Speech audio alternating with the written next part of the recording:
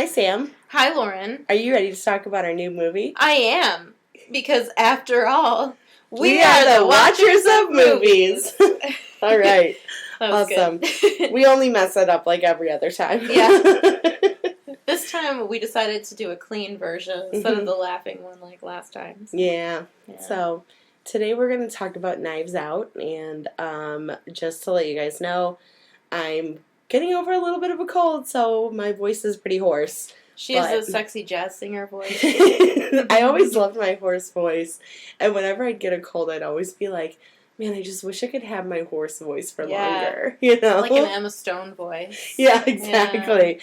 But no, it just goes away, and then, just my regular voice. So, anyway, so we wanted to talk about what we're calling it, like recommendations. Oh, like recommendations? Yeah, recommendation. We're going to call it something. We're just going to call it recommendations. Recommendations. Yeah.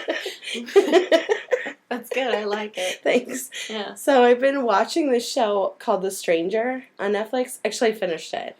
But it's really good, and I'd recommend it. It's like a mystery thriller, and it's with Richard Armitage. Oh, so, okay. Yeah, I'm actually a really big fan of him, because he's a really good actor.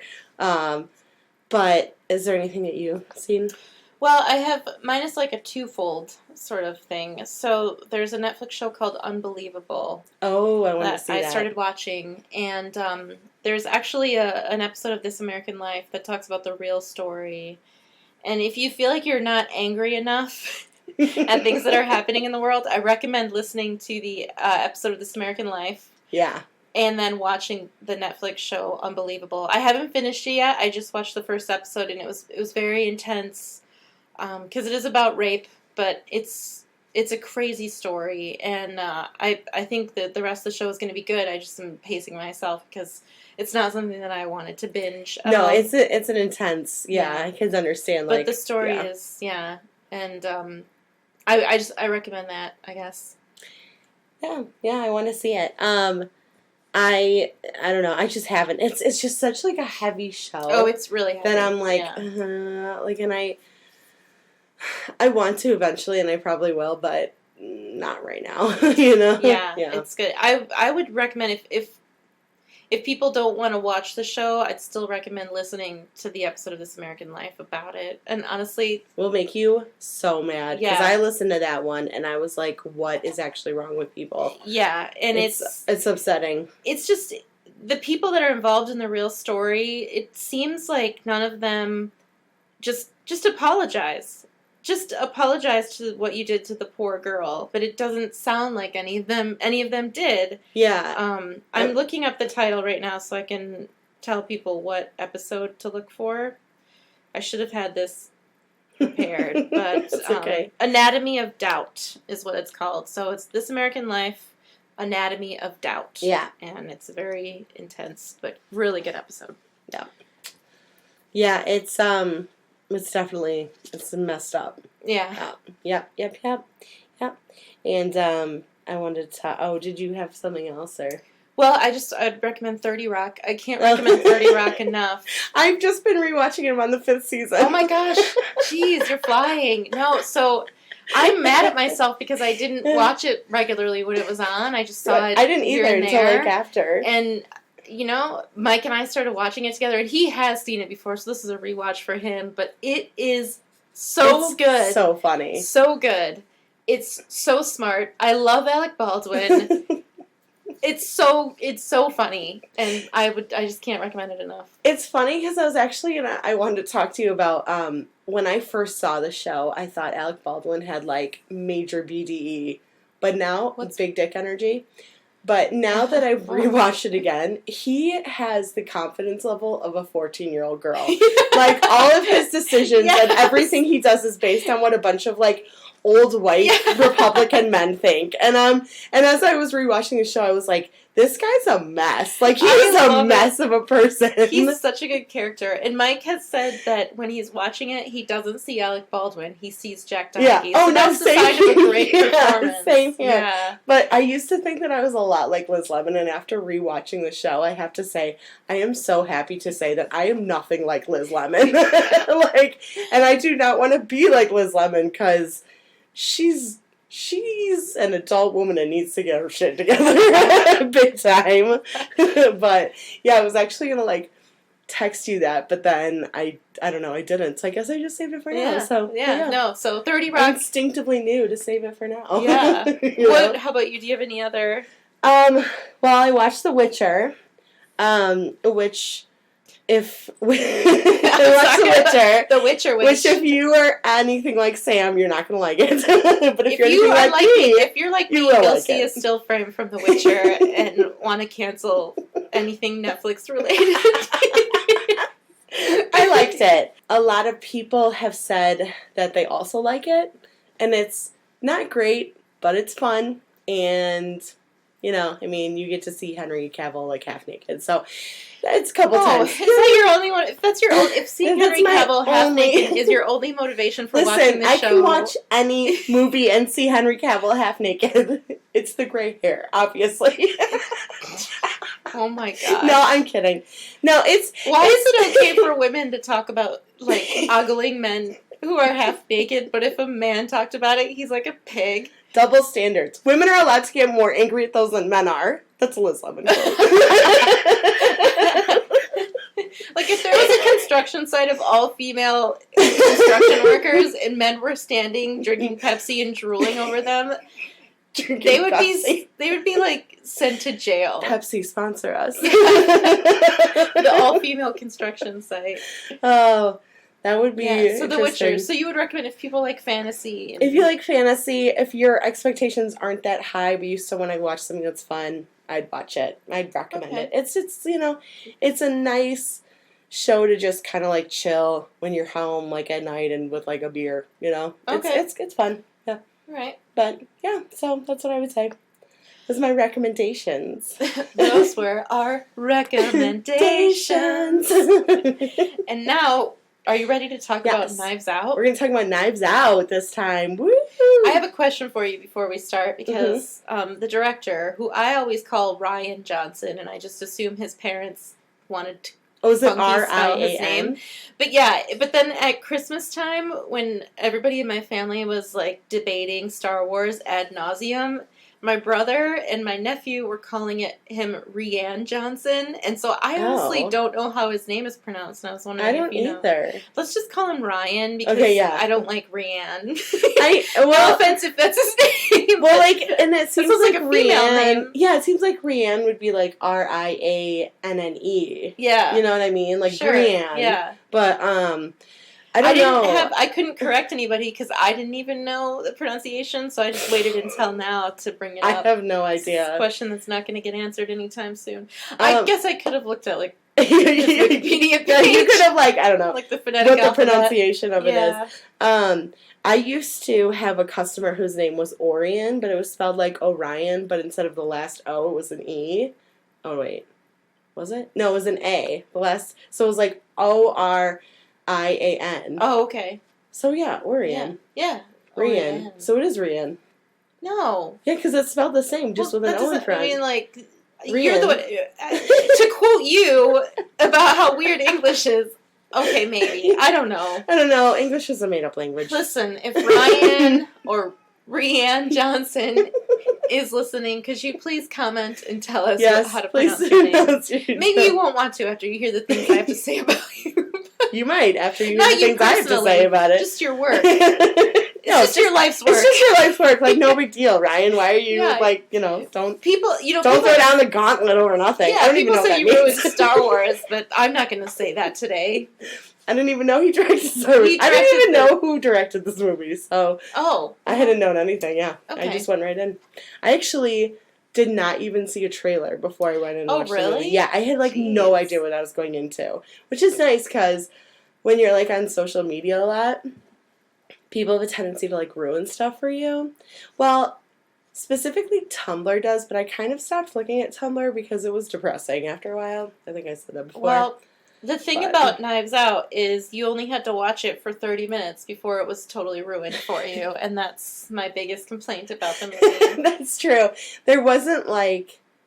I mean, I guess there kind of was a twist ending, but it wasn't, like, surprising. The twist was not... The twist at the end was not big enough to warrant giving away the whole mystery 30 minutes in. I was really angry. Like, as soon as it happened, I thought, so do I have to just sit here for the rest of it? And I was pretty much done at that point. But oh, that's too bad. I liked it. There were some things funny. That I liked still. I mean, I don't think it's a total piece of garbage, but I thought that there was... It just really disappointed me. Yeah, it certainly didn't, like...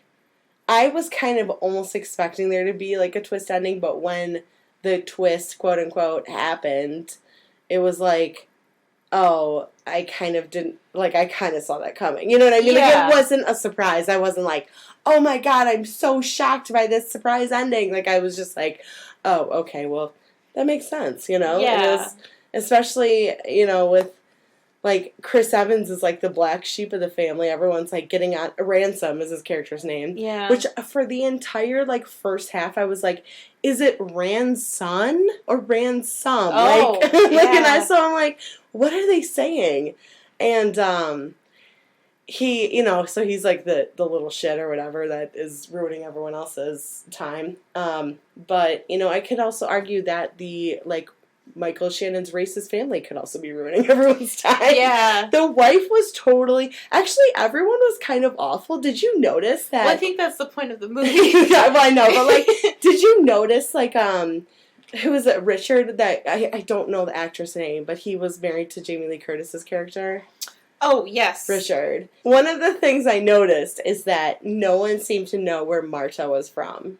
Oh, she was like, there's 4 different countries stated. There's Ecuador, Paraguay, Uruguay, and Brazil. Oh, really? Yeah. Jeez, I didn't even notice that. Don Johnson is the name of that Don actor. Johnson. Yeah. I should know that. That's Dakota Johnson's dad. Oh, well, you know, when Not me that and I'm Dakota like a hang huge out. Dakota fan or anything. I haven't seen, well, I mean, I saw the first 50 Shades of Grey, but it was really bad. Finished it halfway through.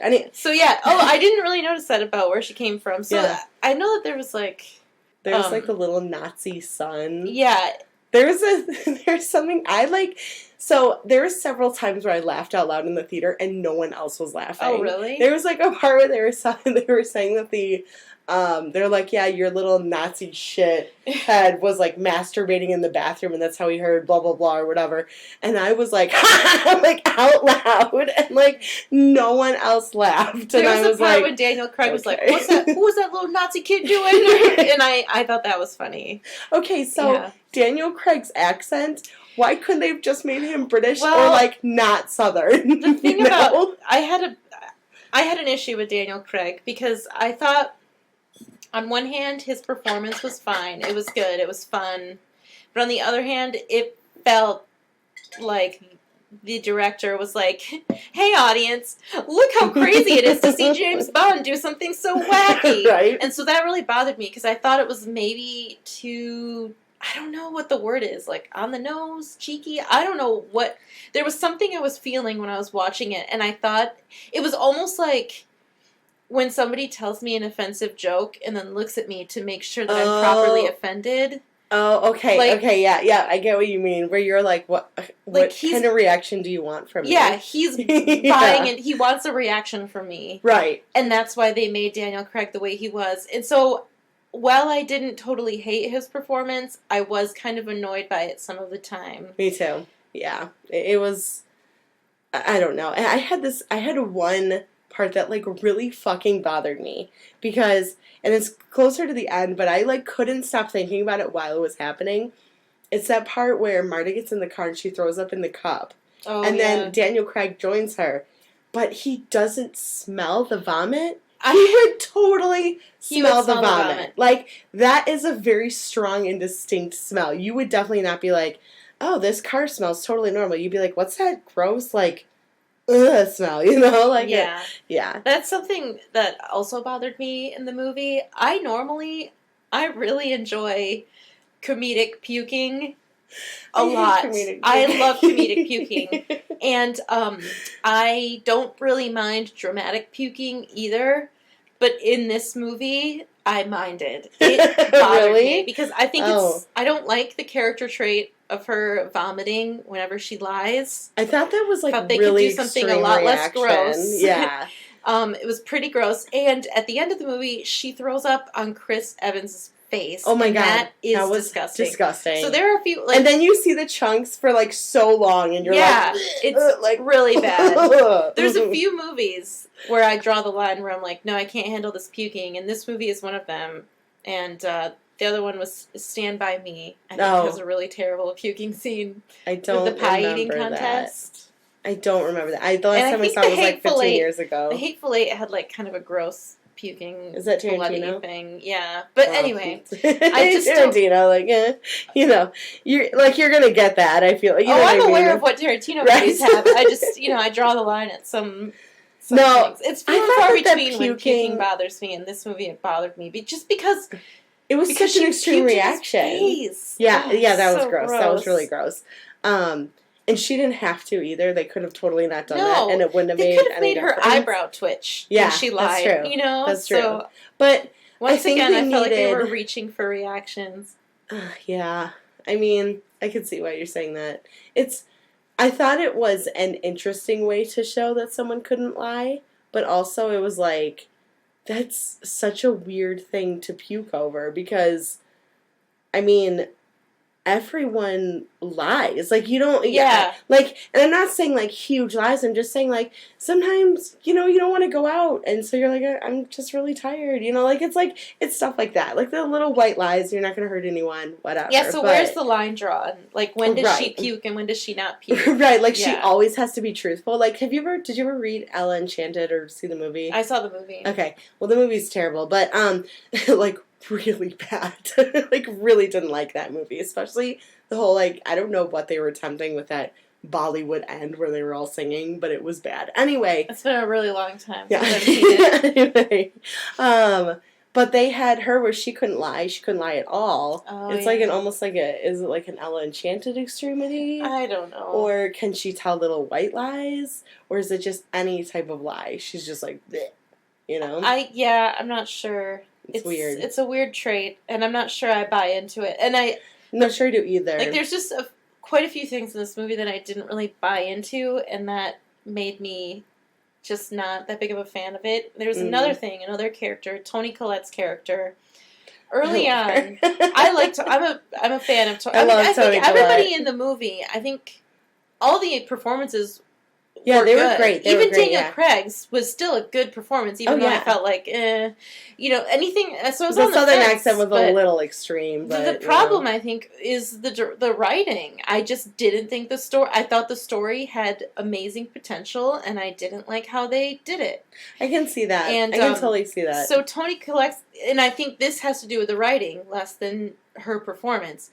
So early on in the movie, she's being questioned by Daniel Craig's character, and she says, I read a tweet about a New York Times article about you, and I thought, well, that's an interesting commentary about, like, society reading tweets instead of reading the news, and she's seems to be kind of, like, ditzy and superficial. But then later in the movie, they are having this mega debate in the little drawing room, and I like how you have a little British accent when you say that. Thank you. And she's sort of ranting, and so you're supposed to assume that most of the family are like Make America Great people, but she's like, they're putting kids in cages, and she sounds very social justice-y and very serious, and I think Rian Johnson wanted to have his cake and eat it too, and he made this character who was very superficial suddenly not superficial, and that really bothered me because somebody who debated like that would not earlier in the movie say, I read a tweet about a New York Times article. Yeah, she would have been like, I read a New York Times article. Do you want to make a commentary on, like, society reading Twitter and social media, or do you want to make a commentary on children getting separated from their parents at the border? Because if you do that, you can't do it with the same character. And that really bothered me. Well, and also, like, who's to say that she even knows that's happening? You know what I mean? If she's that kind of character. If Yeah. she's that kind of person. So I couldn't figure out what kind of character she was supposed to be. And that bothered me. And like I said, not her performance. I think it's deeper than that. I think the root is an issue. Yeah. With No, the writing. I agree. Do you ever, so like this is kind of a little random, and you're probably not even going to remember this, but there's one point where Jamie Lee Curtis is like looking at photographs or something. It's whatever, it's not important what she's looking at, but Michael Shannon walks in and he goes, "Hey sis." And I'm like, every time I hear anyone say sis or bro to their sibling, I'm like, sibling? I've never called my sister sis ever in the 29 years that I've known her. She's younger than me. Like, do you do that with your brothers? Do you say, "Hey, bro"? Like, no, I don't. And they don't like call me sis either. Yeah, my oldest brother will be like, "Sister," because he knows it drives me nuts. Well, that's different. That's different. That's that's a pretty typical brother thing to do, though. Casual thing where he's like, "Hey, sis." Yeah, no. That's something that someone writes who has not ever had a sibling. Yeah. You know what I mean? Child. Like, "Hey, sis." Or it drives me crazy when they're trying to like be like, "By the way, they're siblings." It's like so you say hey sis when no one does that with siblings. Yeah. Like, it's just you just use her name. It was just my own personal pet peeve about Yeah. writing when like that, and I've noticed that in a lot of stuff, and it always really fucking bothers me. It's so stupid. It's fake. Yeah, it's like it's a fake. Yeah, it's like it's like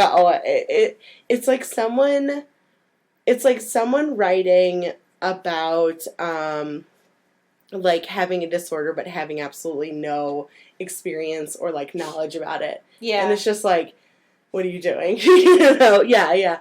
And so anyway, that's my own personal little it just bugged me enough where it was I've just seen it so many times, and I just hate it so much every time I see it, you know? I agree. I don't remember that part, but I agree. It seems more likely that he would use her name. Yeah. So, and it's pretty obvious that they're all related. Like, they're all siblings, or most of them are anyway. Like, and when the movie started out, I actually was like really into it. I really wanted to see this movie. I had seen the trailer, so I went to see it because I wanted to see it. And I was excited when it started. So it starts at this big house. It's this grand estate. Beautiful Victorian. Yes. And so this maid comes in and she sees the patriarch of the family with his throat slit.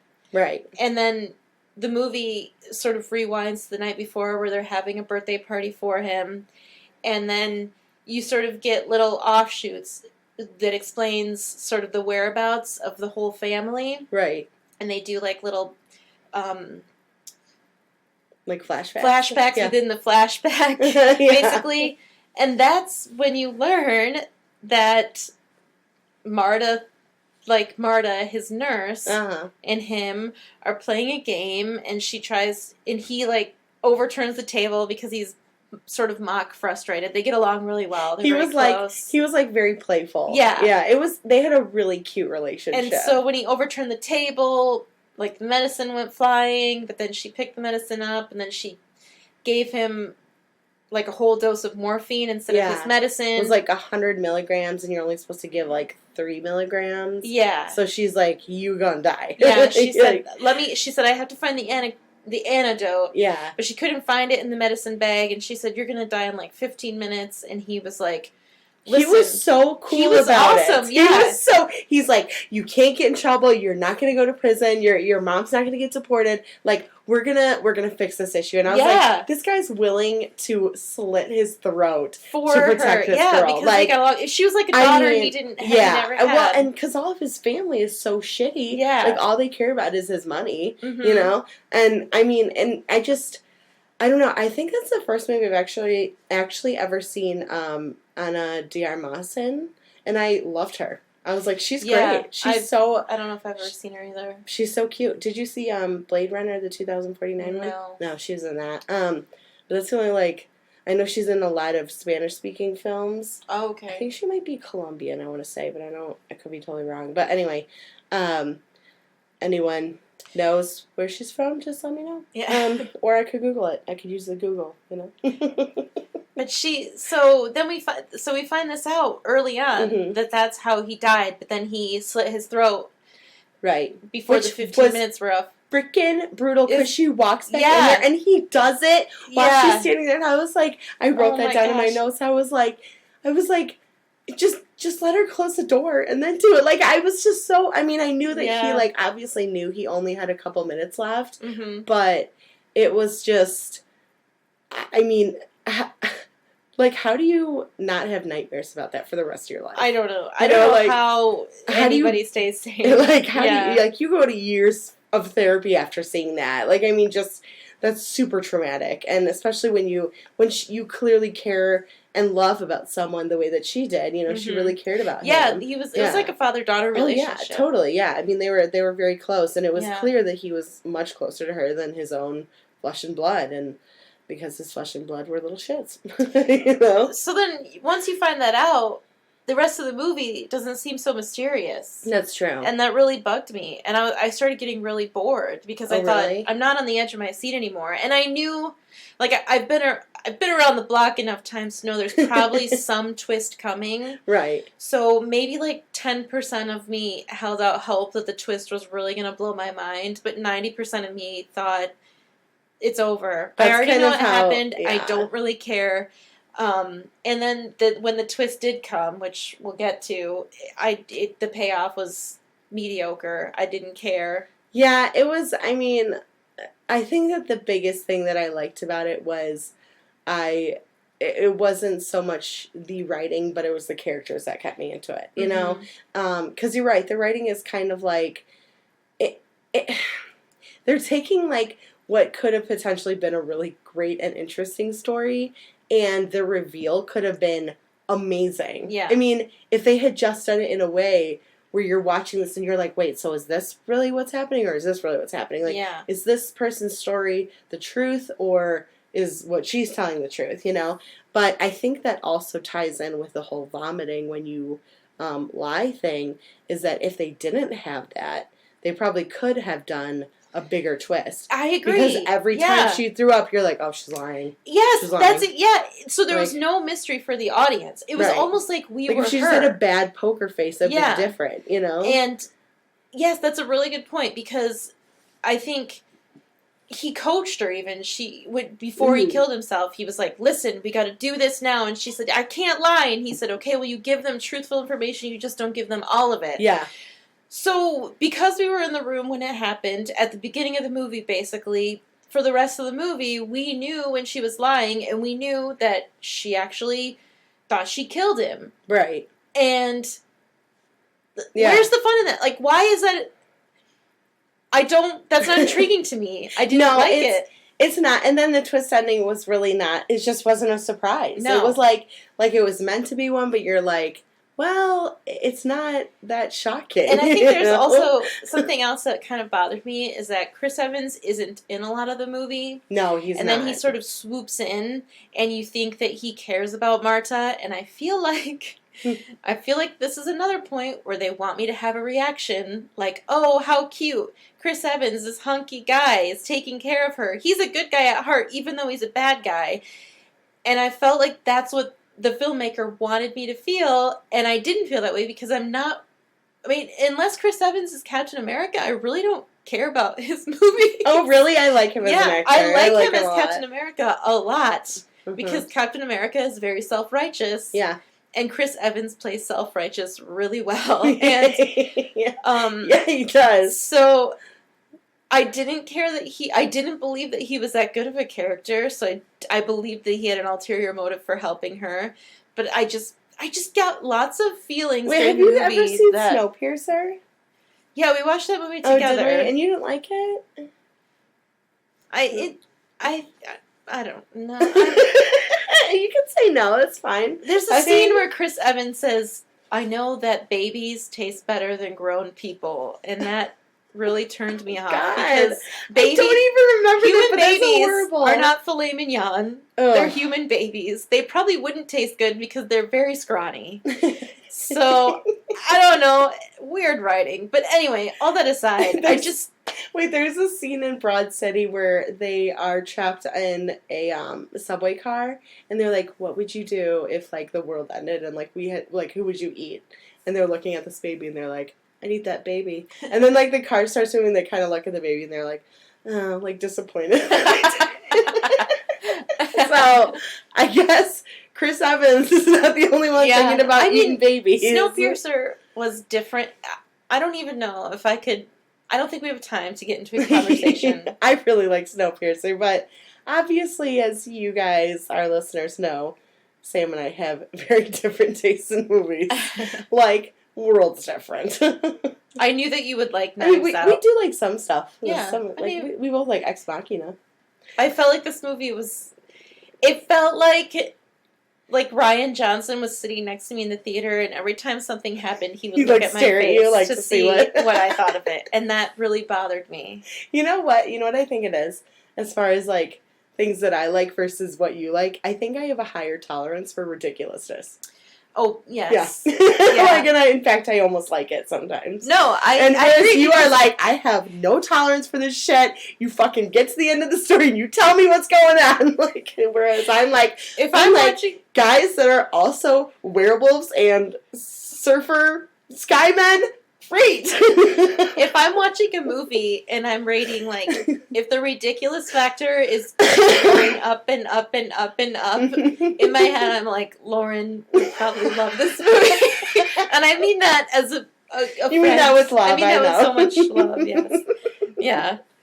So the next day, we find out that Daniel Craig, who's this, like, very famous and very good private detective... Benoit was hired by somebody anonymously sent him a letter and hired him to come solve the murder. And even him, like, the reveal of him being hired wasn't a shocker either. There was no shocks in this movie. No, there really wasn't. In fact, this is the most unmysterious mystery movie I think I've ever watched. That's true. That's very true. So I'm not sure. Maybe I missed the point. Well, I don't know. I mean, I liked it, but I agree with you on many of the things, is that it looks like there was an attempt made, but the attempt was a failure. Mm-hmm. You know, and it's a fun movie. But it's not going to shock you. It's not going to surprise you. The cast is awesome. You know, Jamie Lee Curtis and Toni Collette are in it. The set design Michael Shannon's really great. good. I love Daniel Craig. You know, yeah. I mean, it's beautiful. It's a beautiful movie. It's very, like, aesthetically pleasing, but it's just like it. And one of the parts where they, like, show that scene where what is the nurse's name Marta, but the, like... Oh, Fran. Fran, the yeah. maid. I wrote it down. I didn't remember. I wrote it down. Okay. Yeah. She has that little, like, weed drawer, and she had kept the toxicology report. And I'm like, so there are people that know about this weed drawer because she's told them about it. Why would she hide it in there? Anyone could have looked. I don't know. Like, it was like... And also, marijuana is potent. You would smell that. You're like, it's not something... I mean, well, that's not necessarily true, but I'm just saying, like, if you get close enough, you might be able to, like, what's that smell? Or it's just... There's something about it that it's like, you can't keep a secret somewhere that's a secret place and people know about it. You know, that it's not a secret place.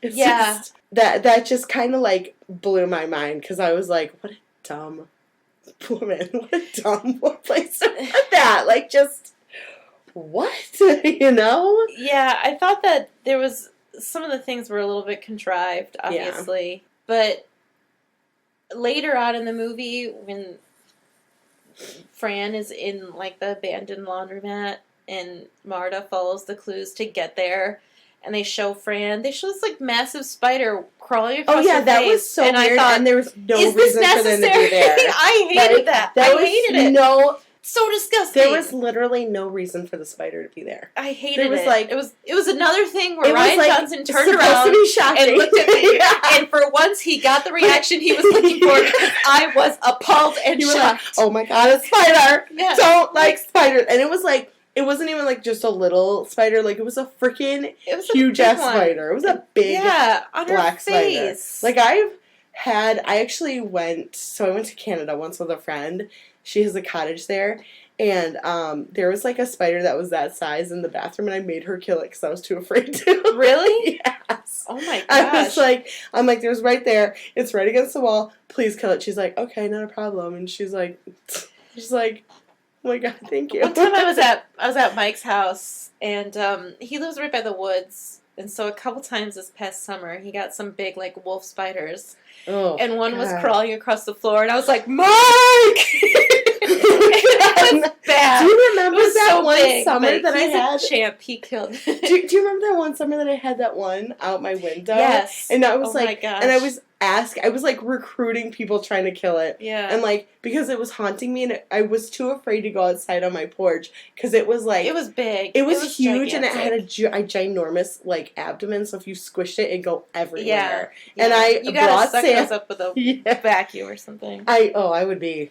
Ugh. No. Anyway. Yeah, so I asked Sam to come over. She's like, yeah, I'll kill it for you. Listen, and she took one look at it and she goes, that's the biggest spider I've ever seen. I'm sorry, I can't kill that. And I was like, I understand. I get it. I hate spiders, but when I moved out on my own, I had to learn how to kill them because I'd rather have a dead spider than have a spider running through my house. So I thought, I can do this. I don't like it, but I can do it. And then I saw how big the spider was, and I thought, I cannot do it because I've never. I didn't blame you at all. Honestly, I totally got it. Size. And like the same at Mike's house. Like those spiders were big, not as big. Like the body was not as big as the spider here, but he has this little vacuum thing that he uses, and he vacuums them up, and then they die. They die. Yeah. Oh, okay. Maybe I should do that. Yeah, because you don't want to squish a giant bug. No, I mean if I find like those little like blonde spiders, I usually just leave them alone. I have an agreement with spiders. If they come in, they won't be leaving alive. That's a good agreement. And I'm not like that with other bugs. Like there was like there was an ant, just one ant, not like an infestation. There was an ant in my apartment, and I like set him free. So I don't know what's wrong with me. I set stink bugs free, but only because I'm afraid. Oh yeah, I don't squish them. Yeah, yeah. And they're so like big and like hard. Yeah, and they would make a bad noise if you squish them. Oh, and I don't want to like feel. Nope. Yeah. Anyway, we don't totally have to get it. Everything you're saying, everybody probably feels the same way. You're like, yep, I get it. But I did have some questions. Okay. So let's talk about the twist so we can get that all in the open, and then we can go back however far we need. So the twist is we find out that Chris Evans' character, Ransom, switched the vials of medicine and morphine. Yeah. So he put the morphine in the medicine vial and put the medicine in the morphine vial because he wanted Marta to he switched the labels. He switched the labels. Yeah. Sorry. That was, it was very in-depth. No. Yeah. He switched the labels because he wanted Marta to overdose. Because he found out that the whole estate was going to be left to Marta. Right. But if she was obviously convicted of murder, she wouldn't get it. So anyway, it's like the Slayers. It's like the Slayers law or something. Yeah. It's called a law. Like if someone's convicted of murder, then the will doesn't apply to them any longer. Yes. Yeah, So he switched the labels. Whether or not that's real, I'm assuming it's a real thing, but that was in the movie. So. And then I don't know if it's real either. But anyway, she was so used to giving him his medication that she actually gave him the right one. Yeah, she instinctively did it because one was more viscous. Than the other one. The weight and the viscosity. So she just knew what it was, and then that's why she thought she gave him the wrong one because she saw the label afterwards. Right. But she actually didn't. So he slit his throat for no reason. I know. But then because the toxicology report that was hidden with the weed, showed that he didn't have an overdose of morphine in his system, she was off the hook, obviously, and she had to keep the estate. Right. But anyway, Ransom did all that so that the money would go to the family. And the money wasn't even going to hit, he wasn't even in the will to begin with. No, he wasn't. But he did it so she wouldn't get the I estate. assume that if the Slayers, whatever it's called, let's say the Slayers law, if that is part of what am I trying to say?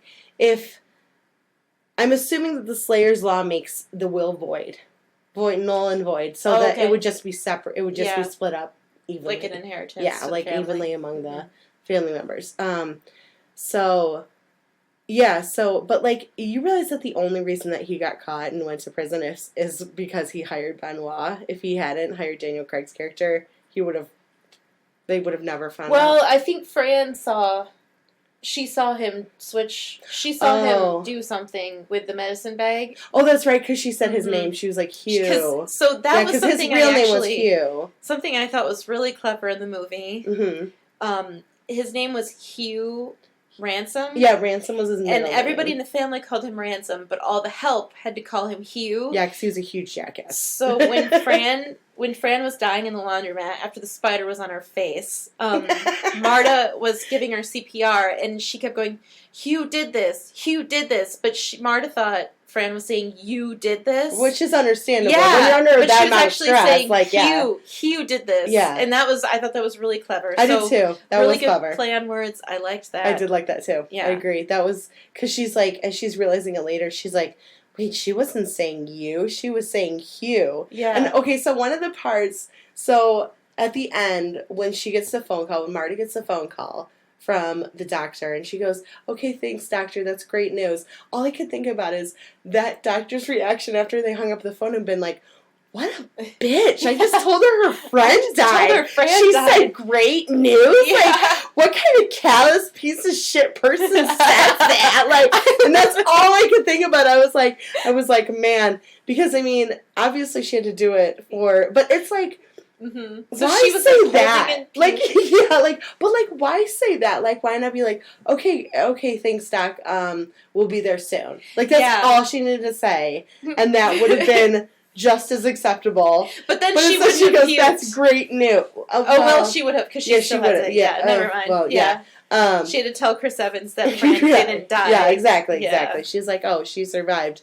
So then he wasn't accused of murder. But then he confessed. Mm-hmm. So he confessed everything, which I thought was a stupid thing to do. Yeah. Because he's like, I'll do this, and I would do it again, and I do this and this and that, and I murdered everyone. Like, he basically confessed to, like, the Zodiac killing, the Black Dahlia murder. And he was like, every single murder in the past century was me!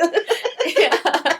And it was just like, Ransom, don't hold back, buddy. I mean, don't try and save yourself in any way, shape, or form. Exactly. Like, really? How can you be so on top of things and now you're just losing it all? Like, I don't get it. It was just, I don't know. I mean, you know what? I liked him in that, though. I thought he was so cheeky and shitty that I was like, I kind of like him. You know what I mean?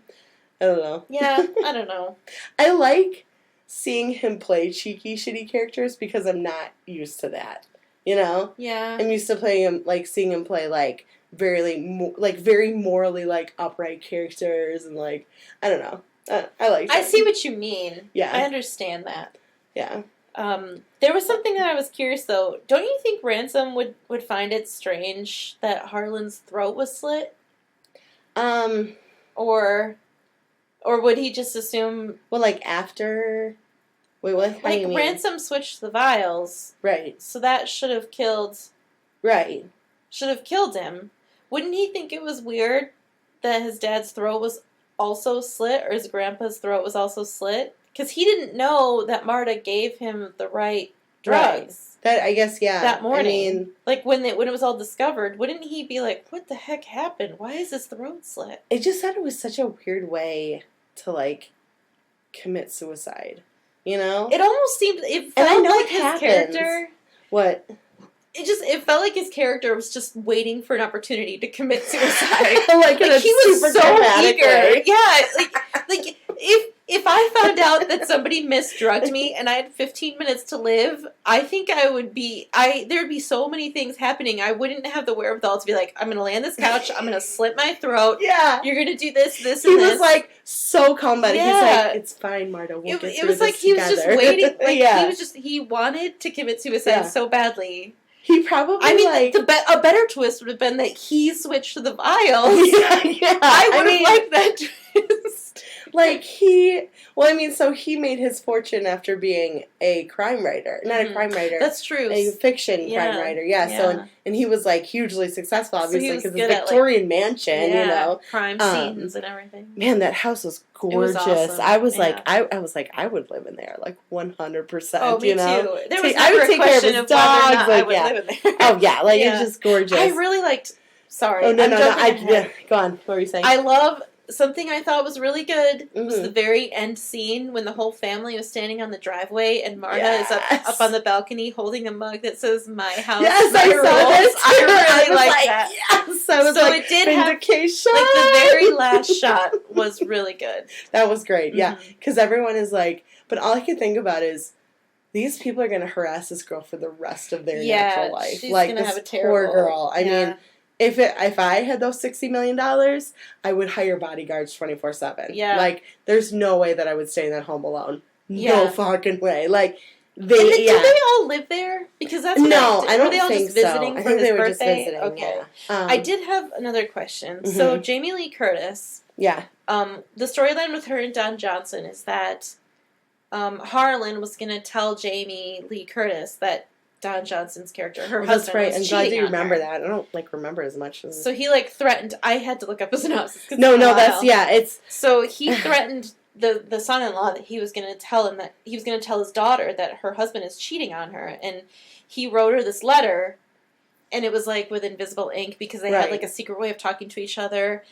So. It seemed to me, out of all his children, his relationship with her was pretty good, and I'm not really sure why she was cut out of the will, except maybe he just didn't want her husband to get any money, or did something happen that I missed? Like, why was she cut out? That's true. Because he wrote her, like, they had a secret way of communicating. He wrote her this letter with fake, and it was... But it sounded like she had a lot of resentment towards him, because of the way that she, like, talks about him, sorry, the cat just stretched and it was the cutest thing ever. It was really cute. Very cute. Earlier, he did this thing where he was like, like a little like squeaky, like, and his whole body shook with the effort of I love it when animals stretch and you can tell that they're like loving it. It's so cute. Yeah. And I was like, and I died like 14 times. I was like, that was the cutest thing ever. Oh my god. Okay, anyway, so it sounded to me like she was kind of resentful of him. Like, maybe they didn't have that healthy relationship because she's like, if you find out a secret way to talk with my father, then, like, you'll be able to communicate with him. And it just sounded like a lot of frustration and a lot of anger that she has to communicate with her father in that specific way, rather than just, like, the way a daughter could communicate with a dad. I guess. You know? But I don't know if that is enough for him to cut her out. Yeah. I think that's a really wise observation. I like that. I agree with you. They all had like issues, and that was her issue, and that's interesting that you pulled that out. I just wonder why. Yeah. Why he cared enough to write her a secret letter saying her husband was cheating, but also cut her out of the will, because they didn't seem. Yeah. She at least didn't seem as money hungry as the rest. She was actually very like adamant that she made her own money. Yeah, she was. Well, she was like, I was like, when she came on the screen, I was like, queen. Like, I love Jamie Lee Curtis. Oh, I do too. She's a lot of people used to tell my mom that she looked like her. I can see it. So I like kind of like associate them. So of course, and I like love my mom. So I'm like, of course, I'm like Jamie Lee Curtis mom. You know? Yeah, no, I really like Jamie Lee Curtis. Yeah, she did really good in this movie. Yeah, she's awesome. But that is a good oh, maybe it's because he didn't want Ransom to get any. Oh yeah, because that's her kid. I didn't think about Ransom, and obviously her husband. Yeah, because Richard was such a shit. And but that sucks to take it out on like. Yeah, that is kind of. I mean, I just wish. Well, and he could have written the will so just she got the money, and they didn't, you know? And for the sake of the story, I kind of wish that she would have been a little bit more shitty, because I don't really understand why she didn't get anything. Right. Because I understand why the rest of them didn't get anything. Right. Like Michael Shannon. Yeah. He was. And that's, okay, I have to say, I totally agree with you about it being way too soon to reveal the ending in the beginning. Because there were so many different avenues they could have taken. It could have been Richard. It could have been Michael Shannon. Yep, they all had a motive. Ransom. Yes. It could have been the shitty Nazi kid. Yes. I mean, it was just like, there were so many avenues they could have gone down where it could have been anyone that killed this older guy. You know, he's like in his 80s, so it's not like he's like limber and fighting them off or anything, you know? And there was like, they all knew there was like sort of like family rumors that something weird was happening with the will. Right. So they all had a motive. Yeah, and so, I was hoping, I have to say, okay, Rian Johnson, I gotta call you out on this, bro, but you should have left more mystery. There should have been just more suspicion thrown on Michael Shannon and Richard. Oh, I totally agree. And Toni Collette's character, she was getting cut off because she was misusing the money. She was, like, stealing double the amount, which was really dumb and stupid. Like, and he wouldn't figure that out. Yeah. You know? Like, it's just, it's like when I listen to those, like, crime, like, podcasts or, like, TV shows or whatever, and the person that's the murderer does, like, the dumbest thing, you know? And then they get caught, like, immediately, and you're just like, what? Why would you do that? Yeah, why would you think you like, weren't going to get caught? Yeah, like, exactly. And that's kind of, I mean, I guess you're assuming she just didn't think about it because she's too stupid, maybe? But I think they were all just like so greedy, and they all thought that he was old, right? And they could just take advantage of him, and they didn't realize that even though he was old, he still has a mind. Oh, he was like totally, like full faculties, and he was a smart guy. We should talk about Meg too, the Catherine Langford's character. She's the younger one, the daughter. Yeah, she's Toni Collette's daughter. She is like, okay. First of all, I just have to say I saw her the first time in 13 Reasons Why, and I think she is hands down one of the most beautiful women I've ever seen. Like, every time I see that girl, I'm just like, she's so gorgeous. I think she's stunning. I just think she's super beautiful. I barely remember her. I don't know. She made such an impression on me because I was like, this girl, like, she looks like she could be like a Greek goddess type thing, in my opinion. Like, I don't know. I just think she's really pretty. She's no Gal Gadot. She's no Gal Gadot. But is anyone Gal Gadot other than Gal Gadot? No. I mean, really? I'm sorry, but she's no Gal Gadot. No, I'm just kidding. She is very pretty. But anyway. So she didn't seem like she was that shitty. She did. Well, no. Okay, so you're right, because she was put up phone call. Yeah. She was first of all, she's in a room with people who are obviously heavy manipulators. Yes. Like, and especially if you're feeling peer pressure, or not peer by your pressure, family. From your family. Yeah, that's gotta be hard. Like, I would buckle under it too. I'm not gonna lie. And if everyone was pressuring me to do this, I probably would do the same thing. I felt bad for her. I felt like she was just a little pawn. I guess. Yeah, she was. When she called Marta and was like, I need help because I won't be able to finish school. Yeah. I need that money. And Marta was like, I won't let you drop out. Marta's such a sweetheart, too. Yeah, she's like, I'm going to take care of you. I mean, like, poor Marta. I know that Harlan thought that he was, like, doing her good. But it might have been better to just leave the money to his family. Because nothing about her life is going to be easy now. No, definitely not. And I mean, she's thrust into $60 million, but she's still going to be harassed by these people. Yeah. And there's that scene where Michael Shannon goes to visit her, and even though he's not even like that was tense. That was creepy. Yeah, and probably he's, the like, creepiest part of the movie. Closer and closer to her. When he came to her apartment. Yeah. Well, and he wasn't even that creepy of a character in this either, like he normally is. So he was but he wasn't even. I mean, he like was walking around with a cane, so it's not like he was really capable of. But it was just so. There's just so much intimidation. Yeah. You know, he's like, you're gonna, you know, not agree to have the money, right? And she's just like, like, I mean, you know, what do you say? Like, what do you even do? You just go, I gotta go. Yeah. Oh my God, that's so funny. I have diarrhea. I gotta go. I have diarrhea. Oh my God, I have diarrhea. I gotta go. I couldn't stop thinking that she's just gonna be harassed forever. Yeah, I don't think it really made her life that much easier. I mean, and Ransom going to prison, if he even goes to prison for the rest of his life, he might not. Like, there's... Yeah, you know, I mean, the judicial system is weird, you know? They could look at him and be like, well, you know, I mean, like, I don't know, and just, like, the judge give him, like, way less of a sentencing, and then she's gonna be afraid for her life because he was gonna kill her. Like, there's no doubt. I mean, well, he grabbed that knife. Yeah. And by the way, I thought that knife throwing was pretty cool. You know, like, you know what I'm talking about? Oh, yeah. Yeah, the, like, halo of knives. I was like, that's kind of neat. I like it, you know?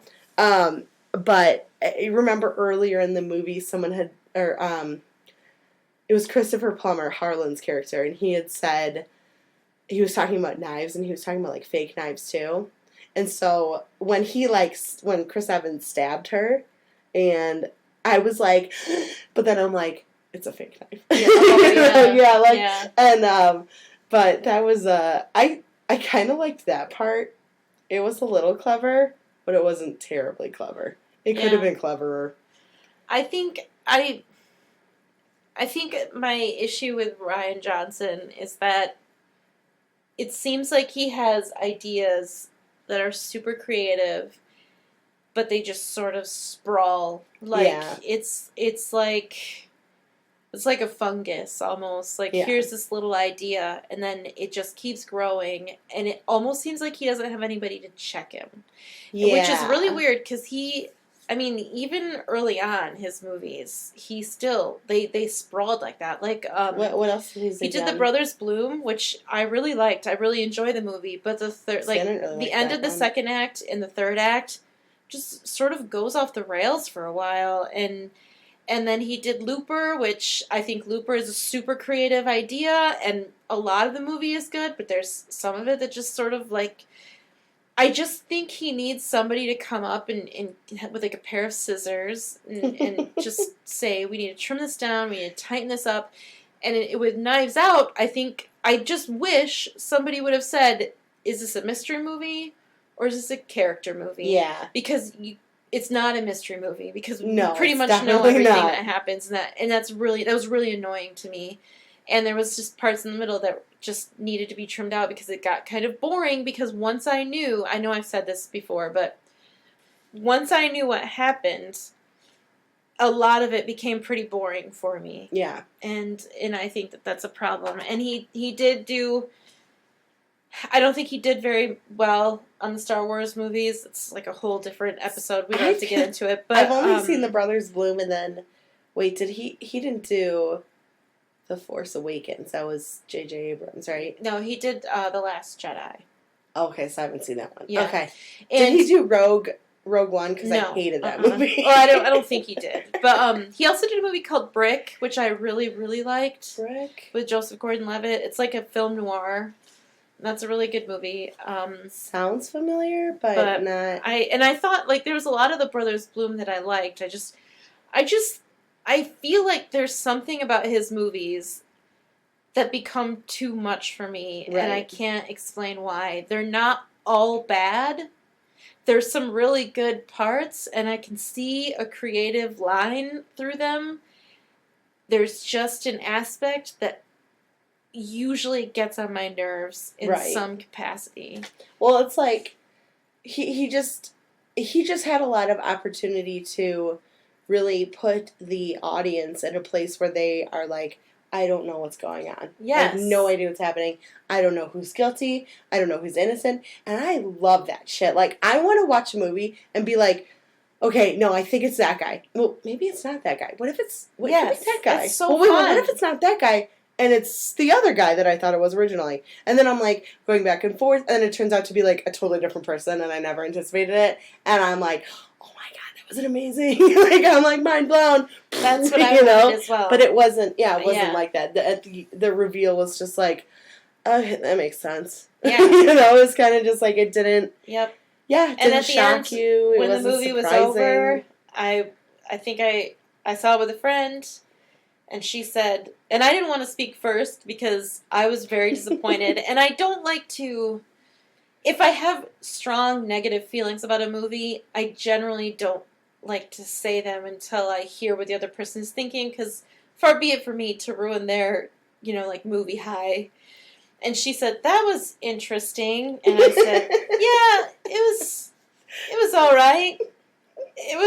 I got kind of bored. And she said, yeah, me too. And then we kind of chatted a little bit, and then I drove home, and I was just like, I was disappointed. I was so disappointed, because I actually was pretty excited about the movie. Well, it was fun. It was a fun movie. Mm-hmm. It wasn't a terrible film. It was, I I liked a lot of the characters. I really liked Marta. She was a sweet little angel. But I really liked too that at the end Benoit was like, you are a good person and you are innocent, and he kept saying that to her. He's like, you're a good person. And I was just like, and I really, really liked that part too. Yeah. I liked sweet. His character. I like, there's aspects of like the classic detective character where they know what's going on pretty much the whole time. Like Columbo, like the Columbo character who pretty much knows what's going on, but he acts like he's dumb, you know? And so there's that sort of like trope that I actually really enjoy. Yeah. When somebody has the situation under control, but they're just feeling it out and the people don't know that they know.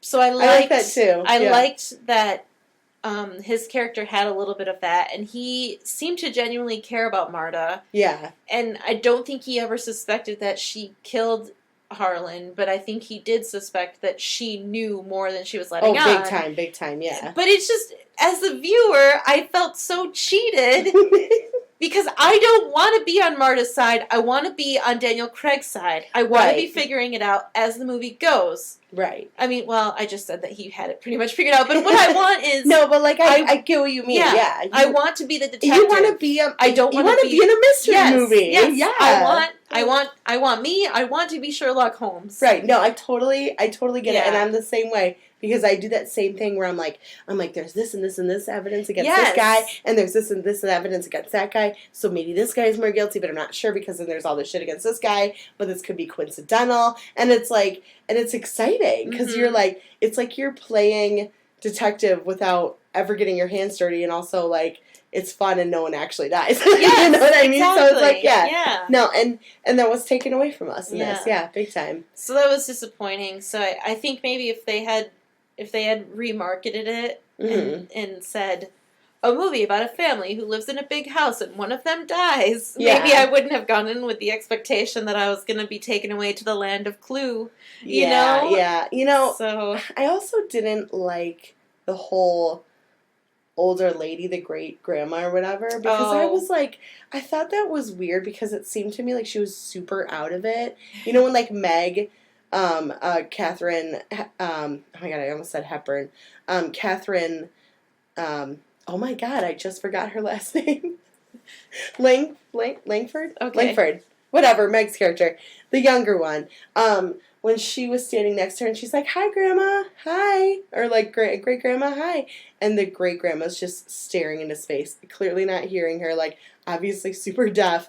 And there was this whole element to her, like, knowing all this information and being, like, a huge eyewitness, and I was kind of like, that shouldn't be there, That's a trope. That's a trope that's really annoying. Yeah. Like, the character who doesn't say 3 words the whole movie suddenly... Like, talks a lot. Yeah.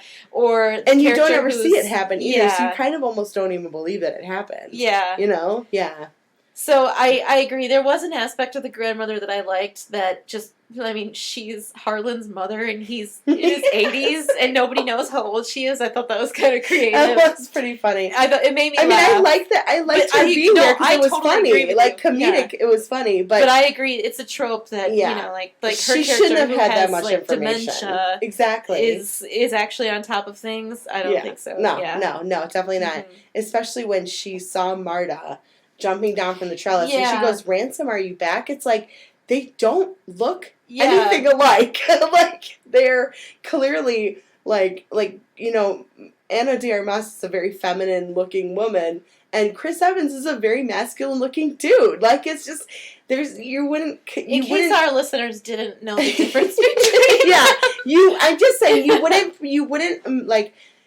wouldn't confuse a petite, like, I'm guessing, like, 5'3" girl with, like, a 6'1", like, muscular guy. Yeah. Like, it was, and maybe if they were wearing the same exact outfit or something that was so similar, then I could be, like, I can understand that. But, no, that part was, like... Basically, she got lucky in that Ransom was the actual killer. And so in her, like, dementia state, she said his name again, and it happened to be him that was the killer. Right. So it's all... It's like coincidence. Coincidence. It's a two much of a lucky coincidence. Yeah. And it's not a serendipitous one, it's a dumb one. 'Cause, Yeah. you know, happy accident serendipity is like, but that wasn't. That was just... It just didn't feel right to me. It felt weird, and it felt like, I just don't think this would happen like that, you know? No, I don't think so either. I don't like the kingpin of things being...